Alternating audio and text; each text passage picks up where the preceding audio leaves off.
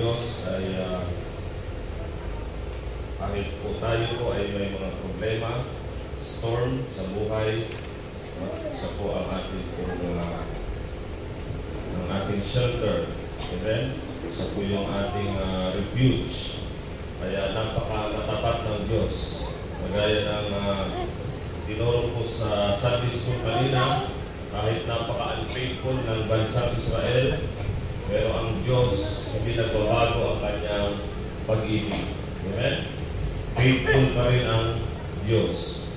So, ganun din po sa atin. Marami tayong unfaithfulness at marami po tayong kakulangan sa Diyos, pero ang Diyos, mga kapatid, laging matapat sa atin. Tama? Ang pag-ibig ng Diyos ay hindi umaalis sa atin, mga kapatid. So, we are loved, accepted in God's beloved. Okay? So, meron isang nasa na yun? Okay, yung pag-ibig, patungkol sa pag-ibig. Okay, sabi dito, ampalaya ka ba? Sabi dito, kasi kahit anong pait ang nararanasan ko, ikaw pa rin kasi ang sustansya ng buhay ko. So mga kapatid, ang Panginoon, minsan mga kapatid ay tayo ay hindi na nagiging masaya ang Panginoon sa atin. Hindi na siya nasasayahan, hindi na please. Okay? Pero hindi nagbabago ang pag-ibig na sa atin. Amen? So God is faithful. Ang pag-ibig niya ay hindi nagbabago sa atin. So kaya ngayon mga kapatid, ang ating pong pag-aaralan okay, sa 1 Corinthians chapter 3 verse 12 to 15. Okay, what can I do and lose reward but not salvation? Okay, basahin po natin at tayo po tumayo mga kapatid ang 1 Corinthians chapter 3 verse 12 hanggang verse 15. So sa inyo pong mga Bible, 1 Corinthians chapter 12 verse 3 chapter 3 verse 12 to 15. Okay, nandiyan na po ba? Okay, basahin natin verse 12. Ready? Read. Now if any man build upon his foundation gold, silver, precious stones, wood, hay, stubble, every man's work shall be made manifest, for the day shall declare it, because it shall be revealed by fire, and the fire shall try every man's work of what sort it is. If any man's work abide which he hath built thereupon, he shall receive a reward. If any man's work shall be burned, he shall suffer loss, but he himself shall be saved, yet so as by fire. Let's pray, Lord. Thank you po sa salita po ninyo. Lord, thank you po na meron po kami tamang pundasyon ng aming pong pananampalataya at paglilingkod. At salamat na kami po ay meron po kaming privilege na paglingkuran kayo sa mundo ito Panginoon na pansamantala lang kami mabubuhay. At salamat na tinuturuan mo rin kami sa pamagitan ng inyong salita, rightly divided, kung paano ang tamang paglilingkod sa inyong harapan at paano namin ito gagawin. At kayo lamang po ang maitaas at hinihiling po namin ang banal na Espiritu na siya pong gumabay sa amin. Ito po aming dalangin sa pangalan ng Jesus. Amen. Tayo po makakaupo na po. So ang Corinthians, mga kapatid, sulat ni Apostle Paul sa mga believers na, mga mananampalataya, okay, sa body of Christ. So ang application po nito, mga kapatid, ay direct. No? Kung ikaw ay mananampalataya sa Ebanghelyo ni Kristo, member ka ng body of Christ. Amen? So ito po, mga kapatid, ay applicable sa atin, mga kapatid. Direct na ito'y ma-apply natin sa ating buhay. So ang 1 Corinthians chapter 3, okay, kung titingnan natin yung context, mga kapatid, dito po sa verse 1, Sabi ni Paul, "And I, brethren, could not speak unto you as unto spiritual, but as unto carnal, even as unto babes in Christ." So ang congregation po dito sa Corinthians, mga kapatid, no, tinawag ni Paul na carnal. Okay? Hindi kayo spiritual, kayo ay carnal. Ibig sabihin po nun, mga kapatid, lumalakad sila sa flesh, hindi sa spirito. So, dito in-expose ni Apostle Paul ang kanila pong immaturity. Immature. Hindi po sila lumalago. Sabi dito sa verse 2, "I have fed you with milk and not with meat." Gatas lang ang kaya nilang lunukin. Hindi nila kayang matanggap ang meat. "For hitherto ye were not able to bear it, neither yet now are ye able, for ye are yet carnal." So dito, mga kapatid, binanggit din kung bakit sila tinawag ni Paul na carnal. "For whereas there is among you envying." So kanina sa Sunday school, nakita natin yung pagkakaiba ng jealousy at envy. So ang envying, hindi po ito maganda, mga kapatid. Ito po ay kasalanan. Meron po silang strife and divisions. So ito po yung mga nakikita po sa mga carnal na simbahan. Pag meron pong inggitan, hindi pagkakasunduan, meron pong pagkakahati-hati. Okay? So, dito po sa verse 4, "For while one saith, I am of Paul, and another, I am of Apollos, are ye not carnal?" Okay, so dito, mga kapatid, nagkaroon sila ng division. Yung isa, ako kay Pablo. Yung isa, ako kay Apollos. Sa verse 5, "Who then is Paul, and who is Apollos, but ministers by whom ye believe, even as the Lord gave to every man?" Mga kapatid, meron silang contention. Meron silang gino-glorify na tao. Instead na si Jesus Christ ang i-glorify nila, si Paul ang kanilang gino-glorify, o kaya si Apollos. Sabi ni Paul sa verse 6, "I have planted, Apollos watered, but God gave the increase." Amen. So ang dapat mag-glorify ay walang iba ang Panginoon sa church, hindi po ang minister. Amen? So, ang mga servant, hindi sila masters. Paul is servant of God. Apollos is a servant of God. They were ministers, not masters, mga kapatid. Amen? So, hindi po dapat maitaas ang tao sa congregation, kundi ang Panginoong Jesucristo lamang. Amen? So, ito po, kung si Pablo ang nagtanim, si Apollos ang nagdilig, ang Diyos ang nagbibigay ng paglago. So, sabi ng Bible, mga kapatid, sa verse 9, "For we are laborers together with God. Ye are God's husbandry, ye are God's building." So, dapat, mga kapatid, nandun yung cooperation. Tayong lahat ay kamanggagawa, magkakasamang manggagawa kasama ang Diyos. Tayo ay magkakasamang nagbiministeryo, mga kapatid.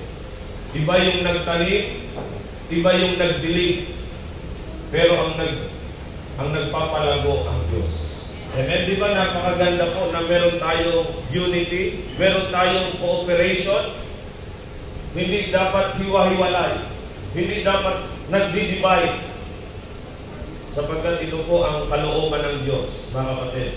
Sabi dito sa verse 10, "According to the grace of God, which is given unto me, as a wise master builder, I have laid the foundation, and another buildeth thereon, But let every man take heed how he buildeth thereupon. So merong grace na binigay ang Diyos kay Apostle Paul. Siya po yung nag-lay ng foundation. Siya yung ginamit ng Diyos para po ibigay sa atin ang doktrina. Okay? Ang katotohanan na doon dapat tayo magbibuild sa foundation na yon. At yun ay walang iba kundi si Jesus Christ. Amen? Verse 11, for other foundation can no man lay than that is laid, which is Jesus Christ. So doon tayo mag-build sa tamang pundasyon. At si Paul ang nag-lay noon, mga kapatid. Siya yung binigyan ng Diyos ng revelation, ng dispensation of grace, para po tayo ay makakilala sa katotohanan sa panahon ng dispensation of grace. So builders must be careful. Sabi dito, mga kapatid, let every man take heed. Mag-ingat tayo sa pag-build. Kung saan tayo nagtatayo, mga kapatid, dapat nakatayo tayo sa tamang pundasyon. Amen. At yun po yung mga katotohanan na sinulat ni Apostle Paul. Yun po yung pundasyon natin. Ang gospel na pinangaral ni Paul, ang gospel of the grace of God, yun po ang pundasyon natin. Amen? Hindi ang kingdom gospel. Hindi yung repent and be baptized. Amen? Kundi yung ginawa ni Kristo, the finished work ni Jesus Christ. Doon tayo magbibuild sa pundasyon na yun, mga kapatid. Sabi ng Bible, mga kapatid, sa 2 Timothy 1:13, 2 Timothy. Okay, 2 Timothy chapter 1, verse 13. Anong sabi? Hold fast the form of sound words, which thou hast heard of me. Sabi ni Paul, mga kapatid, panghawakan mo yung form of sound words, which thou hast heard of me. Yung mga tamang mga salita, sound words, na narinig nyo sa akin, in faith and love, which is in Christ Jesus. Yun po yung panghahawakan natin, mga kapatid. Yung mga sinulat ni Apostle Paul, yun po yung ating pundasyon. Amen? So doon tayo ma-establish. Sabi ng Romans 16:25, Romans chapter 16 verse 25, yun po dapat, mga kapatid, ang ating po basihan ng ating pong faith and practice sa panahon natin ngayon. Romans 16:25, now to him that is of power to establish you, sabi ni Paul, according to my gospel. So hindi sa 12 apostles, hindi sa gospel ng 12, kundi sa gospel ni Paul, the gospel of uncircumcision, the gospel of the grace of God. Amen? Kayo po ba'y ligtas na? Paano tayo naligtas? Dahil sa gospel ni Paul. Amen? Sa gospel of the grace of God. So hindi halo-halo ang ating pong doctrine. So nag-i-stand tayo sa tamang gospel sa panahon ngayon at iisa lang yun, yung gospel ni Pablo. And the preaching of Jesus Christ according to the revelation of the mystery.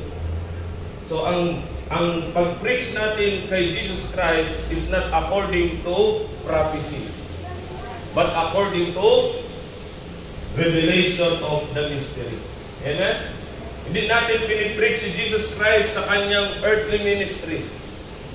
Hindi tayo nagpipreach na kailangan pagalingin ang mga may sakit, palayasin ang mga demonyo, tanggalin ang mga may ketong, pagalingin sila, erase yung dead. Hindi ganon. Amen? Dahil yun ang preaching. Gospel of the kingdom sa earthly ministry ni Kristo. Tama? Repent, for the kingdom of heaven is at hand. Hindi yun ang ating preaching. Ang preaching natin ngayon ay yun po yung preach ni Apostle Paul sa 1 Corinthians 15:1-4. How that Christ died for our sins according to the scriptures, was buried and rose again the third day. Amen? So yun po yung ating foundation. Dapat sure tayo na nasa tama tayong pundasyon. Kasi baliwala lahat ng ginagawa mo kung hindi tama ang pinagbabasihan mo na doktrina. Tama? So, baliwala yun. So, ngayon mga kapatid, ang context po ng ating pong subject ngayon about the judgment seat of Christ.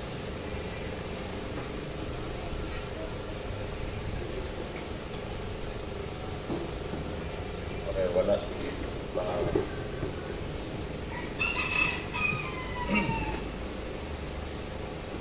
Okay.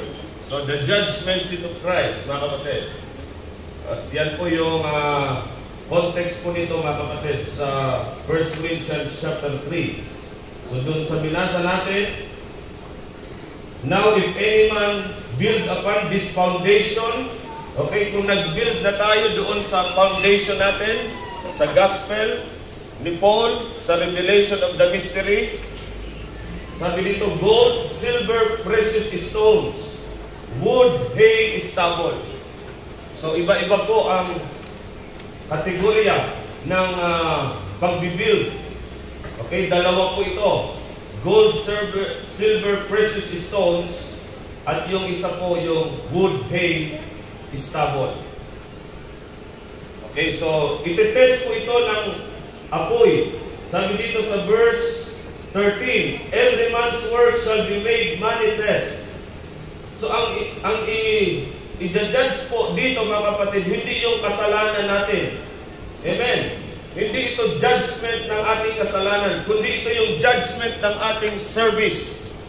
Kasi na-judge na yung kasalanan natin sa cross. Amen? Wala na tayong kasalanan. Napatawad na tayo sa lahat ng ating kasalanan. Kaya ang judgment seat of Christ, para lang ito sa body of Christ. Amen? Hindi ito sa unbeliever. Exclusive ito sa body of Christ. Kung ikaw ay member doon, haharap ka doon. Okay? At ligtas ka na sa apoy ng impyerno. Hindi ka na i-judge doon sa impyerno. Ang naghahantay sa atin na judgment is the judgment seat of Christ. So, sa pamamagitan ng apoy, sabi dito, ang gawa natin ay magmamanifest, mahahayag. For the day shall declare it, because it shall be revealed by fire. Ititest po ng apoy. And the fire shall try every man's work of what sort it is. So nandun, mga kapatid, binanggit kung anong klase ang gawa natin. So while salvation is settled by Christ's finished work, rewards are tested by fire. May nakita kayong sunog dyan, ano? Kahapon po, nagsusunog kami ng kahoy dyan. Paul names 3 perishable materials: wood, hay, stubble. So yun po yung nasusunog na materyales. Yung gold, silver, precious stones, hindi siya mabuburn, hindi siya masusunog. Representing works done in the flesh. Kaya itong mga taga-Korinto, sinasabihan ni Paul, ang inyong mga gawa, kakarnalan. Sa flesh kayo gumagawa, hindi sa espiritu. Okay? Kaya ito ang sabi niya, i-judge kayo sa judgment seat of Christ. So not according to Paul's gospel and not aligned with the dispensational program. So yun yung wood, hay, stubble. Yan yung sunog, mga kapatid. Kung hindi ka naka-align sa tamang doktrina, sa tinuro ni Apostle Paul na doktrina, wala din. Lahat ng ginagawa mo, yan po ay wood, hay, stubble. Sunog yan. Kaya salamat, mga kapatid, na naturuan tayo ng tamang pundasyon. Amen? Tamang gospel. So ngayon, gagawin na lang natin siya sa tamang motibo at tamang method, hindi na sa flesh. Huwag na natin gawin sa flesh ang paglilingkod natin. Amen? Dapat led po ng Holy Spirit. Amen? Kaya nga, maging sa pagbibigay ho, hindi po sapilitan dito. Walang sapilitan kasi by flesh yun. Pero pag ang Holy Spirit ang nag-convict sa'yo, nilid ka ng Holy Spirit, ibinigay mo yun, yun po yung may reward sa judgment seat of Christ. Amen? So, wood, hay, stubble, sa Tagalog, kahoy, damo, at dayami. Oh, di ba? Pag ginatong mo yan, ubus yan. Okay? Ang apoy, mga kapatid, walang walang tigil. Basta tuyo na kahoy yan, tuyo na damo, tuyo na dayami, ubus yan. Okay, so ang sinisimbolo nito, it symbolize cheap, earthly, flesh-driven works. Yan po yun. Okay, kapag ang gawa natin sa Diyos, ang paglilingkod natin, earthly, flesh-driven, cheap. Diba? Yan. So, wood, hay, and stubble often come from failure to rightly divide. So, ito po mga kapatid. Kaya, napakahalaga talaga na mag-rightly divide ang mananampalataya. Okay? Hindi niya malalaman ang tamang doktrina pag hindi siya mag-rightly divide. Confusion in doctrine. Amen. Kapag nasa church ka na ang nagtuturo, hindi nagra-rightly divide, mga kapatid, ito yung magiging resulta ng paglilingkod mo. Kahit sabihin mo marami kang nagawa at mali naman ang doktrina mo, okay, baliwala. Corruption in duty. So, yan po yung mga verses, okay? So, ang ginagawa mo, yung mga command na para sa Israel, hindi naman para sa body of Christ. Nakukonfuse ka sa ginagawa mo. Ang doktrina mo, mali, pati yung duty mo, mali. Di ba? Kasi kung ano yung ipapractice mo, yun yung pinapaniwalaan mo. What you believe is what you live. Di ba? Kaya mo yan ginagawa kasi yan ang paniniwala mo. Oh. Kaya pag mali ang paniniwala mo, mali din ang ginagawa mo. Amen. So, pati ang pagiging devoted mo, mali din. Okay? Meron kang zeal, pero not according to knowledge. Amen. So, napakasipag mo, masigasig ka, devoted ka, pero mali naman. Wala sa tamang programa. Kaya yan po ang nagiging dahilan, mga kapatid, ng wood, hay, stubble. Okay. So, to symbolize cheap, earthly, flesh-driven works. So, ibig sabihin, mga kapatid, ito po ay earthly origin. So, makalupa. Okay? Human effort. Easy operation. Minimal cost. Empty outcome. No lasting value. Diba sabi ng John 6:63, the flesh profited nothing. Amen. Walang pakinabang kapag ginawa mo yan sa flesh. Diba pag magsisimba ka na ginawa mo lang sa flesh, hindi sa conviction ng Holy Spirit, dahil sinabi ng tatay mo o ng nanay mo, magsimba tayo ngayon. Pero sa puso mo, ang pagsimba mo, napilitan ka lang dahil inutos ng nanay at tatay mo. Hindi ka talaga nagpapasakop sa Espiritu ng Diyos. Kung may Holy Spirit ka, mga kapatid, dapat sabi ng Bible, walk in the Spirit, and ye shall not fulfill the lust of the flesh. Amen. Ang Kristiyanong lumalakad sa Espiritu, hindi niya mapupulfill ang lust of the flesh. Laging magkontrahan yung dalawa. Amen. Kaya nandun yun sa Galatians chapter 5, ang issue doon sa Galatia, ano po ang pinagkukunan ng mga mananampalataya doon? Yung pagiging religious sa flesh ginagawa.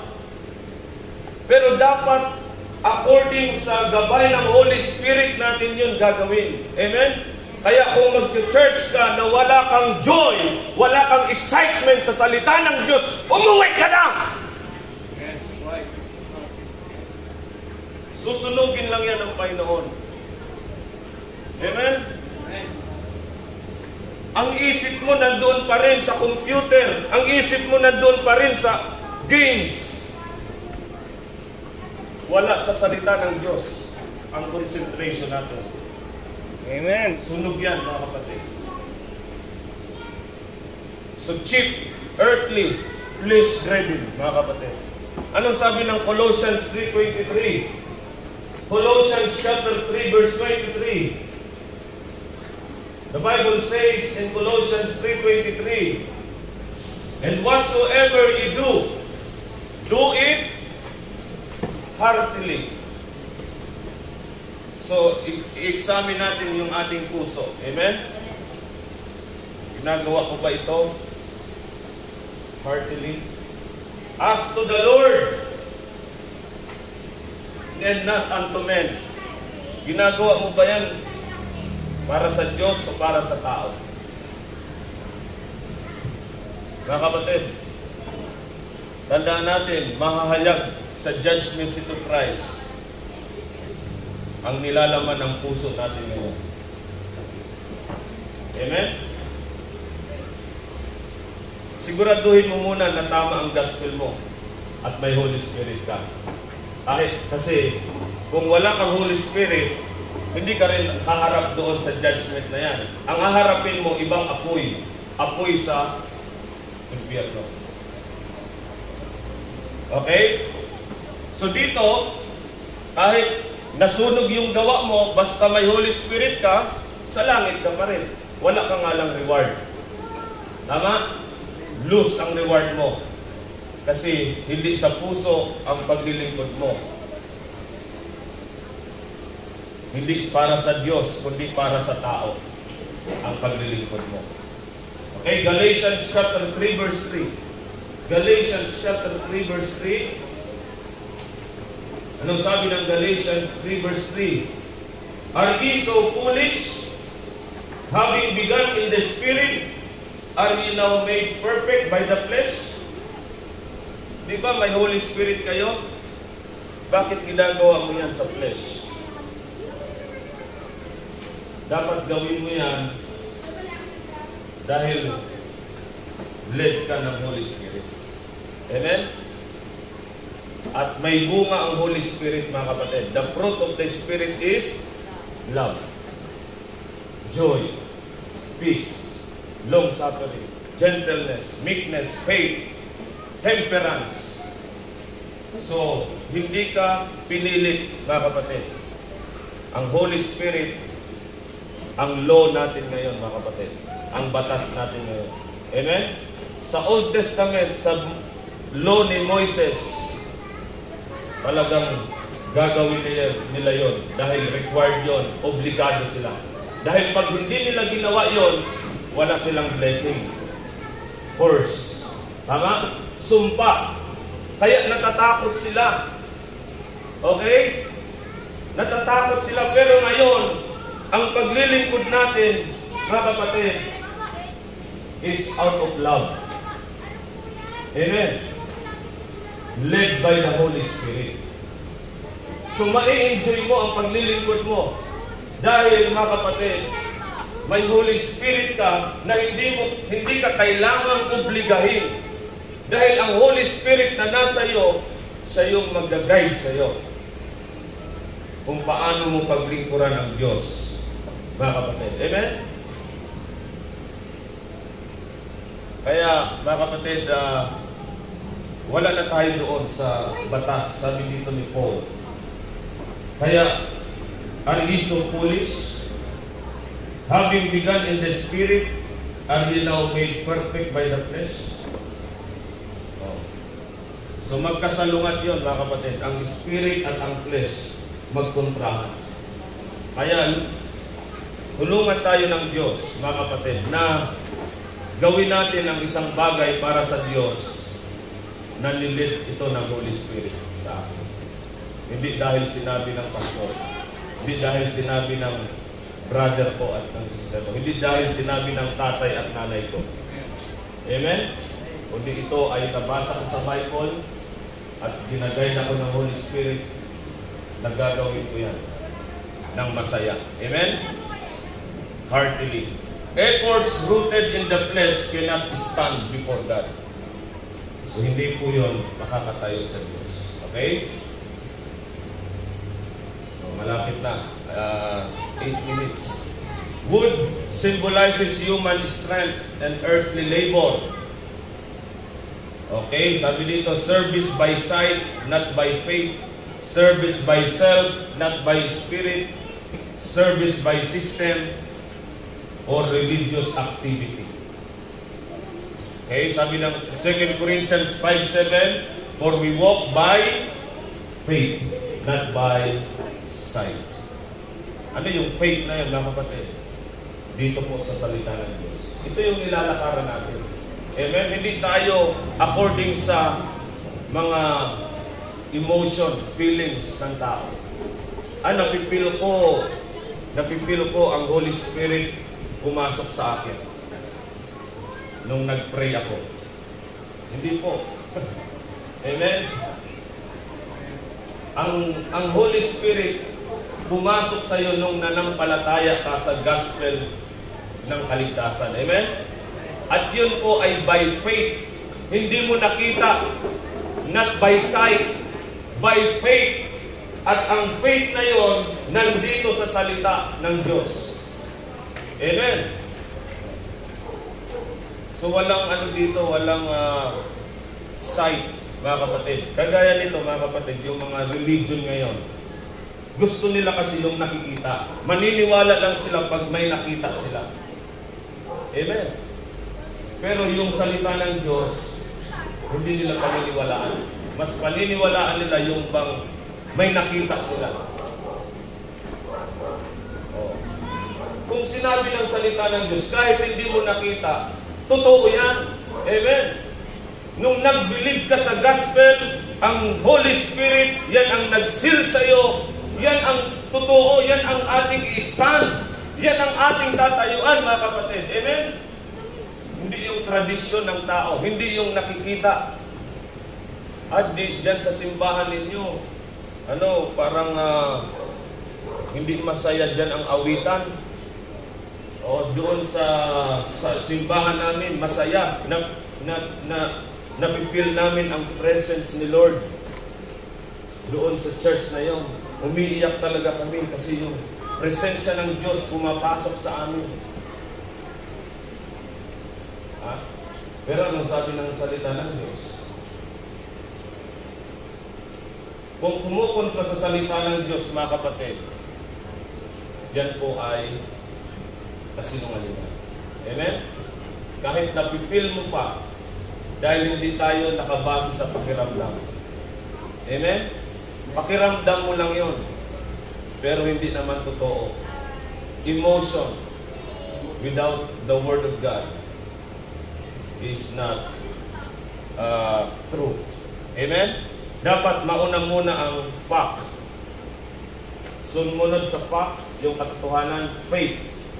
And then, pangatlo na lang yung feelings. Tama? Amen. Siyempre, kaya ka masaya ngayon kasi nakita mo sa salita ng Diyos. Amen? Kaya ka nagre-rejoice na ikaw ay pupunta sa langit dahil nakita mo sa salita ng Diyos. We walk by faith, not by sight, mga kapatid. Ay, hindi ako binibless ng Panginoon. Naghihirap ako, wala akong pera. Hindi ako blessed ng Panginoon. Kasi nakadepende ka doon sa nakikita. Sila binibless ng Panginoon kahit wala silang kaligtasan. Kasi ang tao nabubuhay sa nakikita. Hindi kung ano yung sinabi ng salita ng Diyos. Amen? Oh, kaya nga, di ba yung mayaman sa impyerno? Anong sabi niya?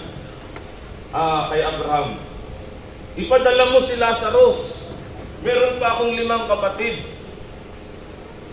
Oh, ang gusto ng mayaman na ito, dapat si Lazarus mabuhay para maniwala yung 5 niyang kapatid na talagang si Lazarus, mga kapatid, ay patunay na totoo yung salita ng Diyos. Tama? Pero anong sabi ni Abraham? They have Moses and the prophets. Nandun na ang salita ng Diyos. Yun ang magbibigay sa kanila, okay, ng dapat paniwalaan po nila yung sinabi ni Moises at ng mga propeta. Amen? Hindi yung gumawa ng milagro na ang patay na buhay pa. Si Lazarus patay na. Di ba? Pero ang gusto ng mayaman, gumawa ng miracle para maniwala yung mga 5 kapatid niya. Kasi hindi daw sila maniniwala sa salita ng Diyos. Maniniwala lang sila pag may nakita sila na may nabuhay mula sa mga patay. Kaya yan po ang problema, mga kapatid. Kaya ang faith natin, kaya mahirap dalhin ang tao sa Panginoon kasi sabi nila, ano bang makukuha ko dyan? Ano yung makukuha ko dyan? May pera ba dyan? Ha? Material? May material bang makukuha dyan? Diba? So, yun ba ang ating basihan, mga kapatid, sa paglilingkod? By sight, not by faith. Amen. So, by self, not by spirit, para sa sarili lang. Ginagawa natin yun for our self, not by spirit. Galatians 5:17. Okay, Galatians 5:17. Tapusin lang po natin itong mga verse na ito, mga kapatid. Galatians 5:17. Galatians 5:17.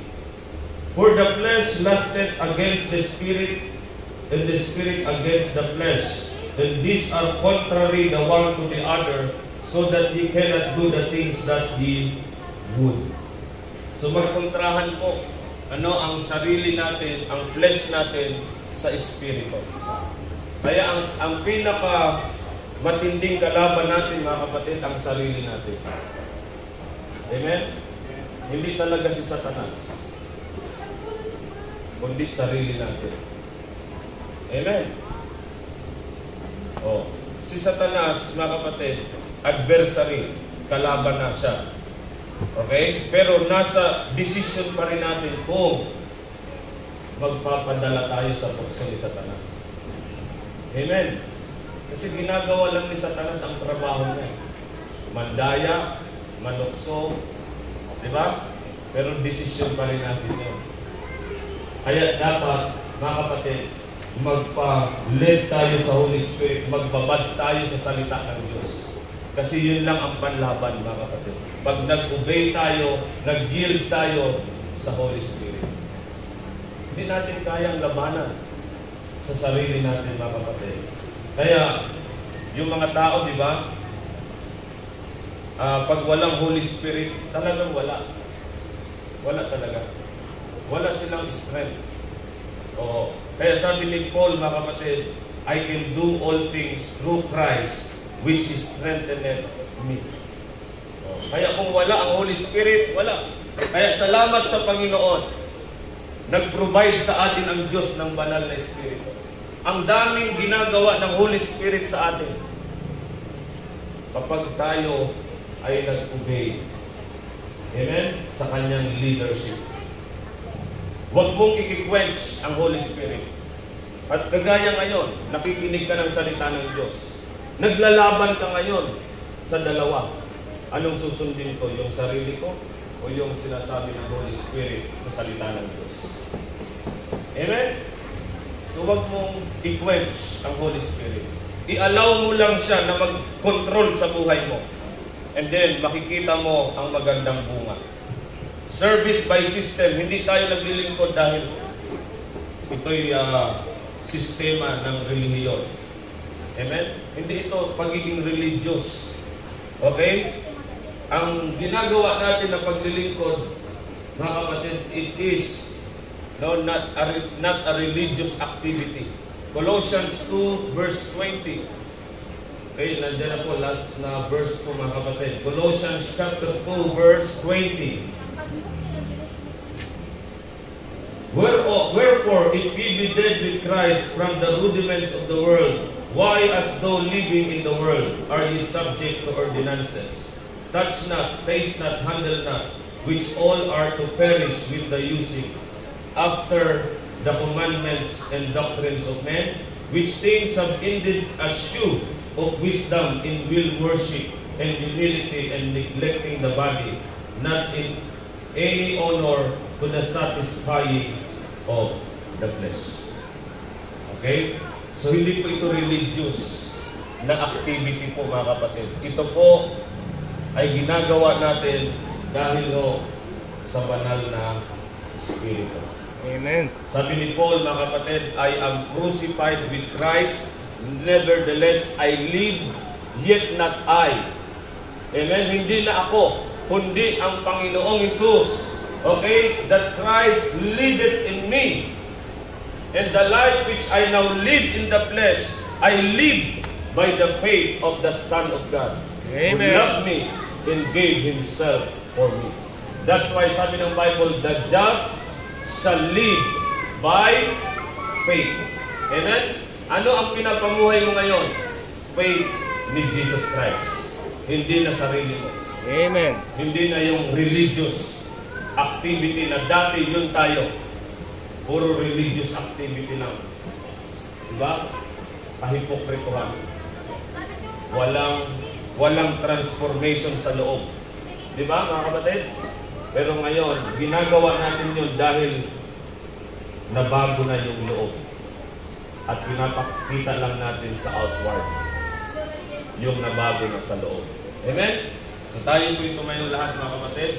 At itutuloy na lang natin yan next Sunday. So, kumusta po ang ating paglilingkod? Ito ba ay led ng Holy Spirit o led ng ating flesh? Okay, so wood, hay, stubble, yan po ang klaseng paglilingkod na susunugin lamang at walang reward. Let's pray. Lord, thank you po sa salita po ninyo.